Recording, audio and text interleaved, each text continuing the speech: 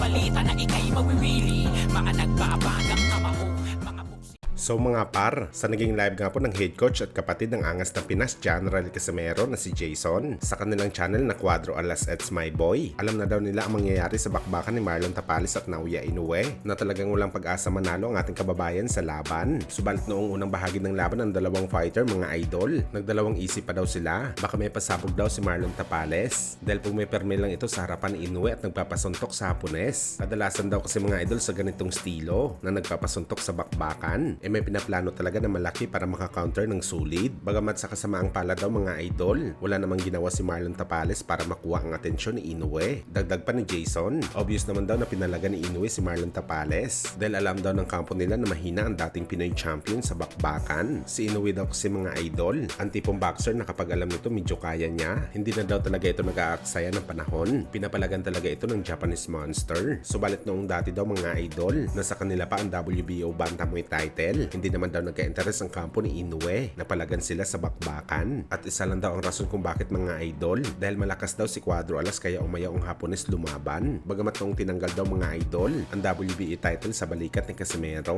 dali-dali daw tinanggap ni Inoue ang laban nito kay Paul Butler dahil alam daw nito na kayang-kaya niya ito wasakin sa bakbakan. Well, anong masasabi niyo dito mga idol? May point ba ang mga sinabi ni Jason? Kayo na po bahala humusga mga idol. At si Naoya Inoue po, hindi po kumasa sa laban.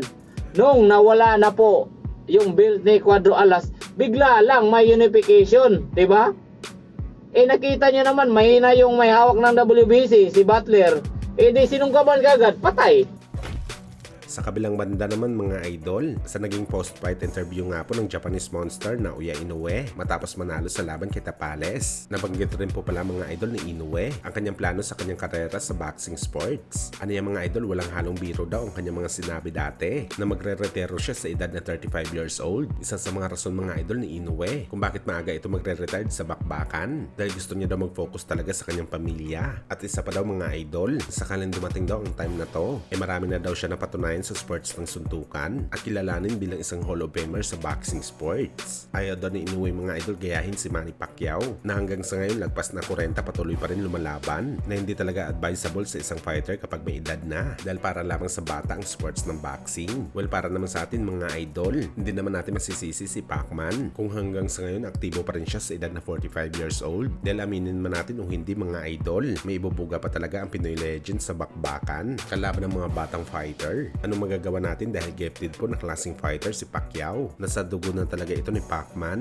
At isa pa mga idol, greatness pong hinabol ni Boss Manny. Ganyan talaga mga idol ang mentality ng isang greatest fighter. Hindi tumitigil sa bakbakan para mapatunayan ang pagiging GOAT sa boxing sports.